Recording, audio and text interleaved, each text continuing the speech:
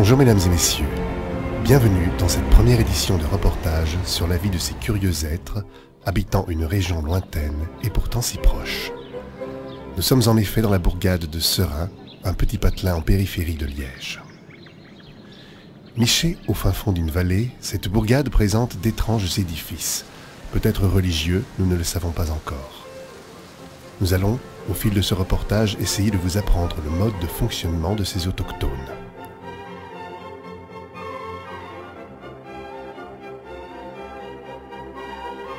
Rentrons donc dans le vif du sujet. Les liens sociaux qui unissent ces êtres semblent vifs et amicaux, comme vous pouvez le constater. Les transhumances ont lieu 2 fois sur la journée, pour aller sur les hauteurs de la ville et se réapprovisionner en matières premières. Le matin, ils migrent vers le bas, et le soir, ils remontent vers le haut. Force est de constater qu'ils se déplacent souvent en troupeau.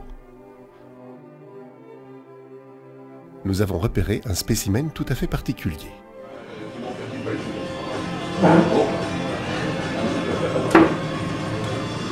Oui, cet autochtone semble vouloir nous dire quelque chose.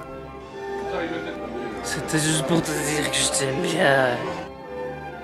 Mais il nous parle de son langage inconnu, qui mérite d'être étudié dans l'avenir. À la saison des amours, la femelle se revêt de son plus bel accoutrement. Le mâle, quant à lui, opte pour un autre style qui lui est tout à fait particulier. Remarquez l'ornement posé sur la tête. Nous n'en connaissons pas actuellement l'usage. Peut-être cela servirait de protection contre les ondes. Ou serait-ce un signe religieux? Allez savoir. D'après nos études, il semblerait que ce peuple soit carnivore. Ainsi donc, tous les jours, les habitants viennent se nourrir dans ce lieu qu'ils appellent un snack. Le mâle dominant s'approprie les meilleurs morceaux et laisse à ses condisciples de quoi survivre. Mais quel est donc cet objet? Il semblerait qu'elle parle à une espèce de petite boîte.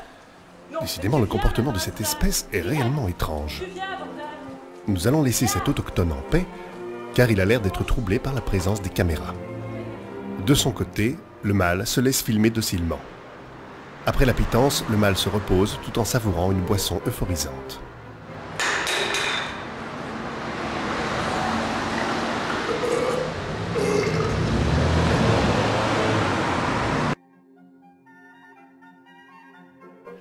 Les aînés de ce peuple aiment se sentir proches de leur progéniture. Il n'est pas rare de voir l'un de ces êtres se retrouver avec une centaine de rejetons. Quel est donc ce son? Il semblerait que cela vienne de cette boîte métallique. Nous n'avions jamais rencontré auparavant ce type de structure. Peut-être s'agirait-il de leur habitat. Nous allons tenter de nous approcher de cette chose.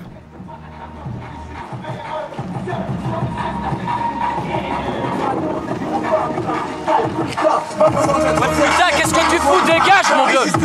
Dégage, je te chassonne! Vas-y! Remarquez ce rassemblement peu anodin. C'est ici qu'ils viennent se ravitailler et faire du troc. Avec un petit bout de papier de couleur, ces autochtones changent d'apparence. Nous avons pu nous procurer, auprès d'un autochtone, quelques papiers colorés, qui vont nous permettre de mieux étudier notre spécimen. Nous constatons qu'avec ce billet bleu, nous pouvons troquer avec le marchand et nous en obtenons cet accoutrement orné d'un blason local, nous semble-t-il. Le soir venu, cette bourgade s'illumine de 1000 feux permettant de repousser les fauves attirés par les immondices, car ils sont effrayés par la lumière. Nous allons maintenant laisser ce biotope s'endormir bien paisiblement au doux son de l'eau après une journée fort chargée. La semaine prochaine, Exploration Nature vous emmènera à la découverte d'une espèce malheureusement en voie de disparition, menacée par le surmenage pédagogique. Nous partirons sur la piste de l'infographiste à Coldru. Bonsoir. Je sais plus, on en avait fait d'autres. Ouais,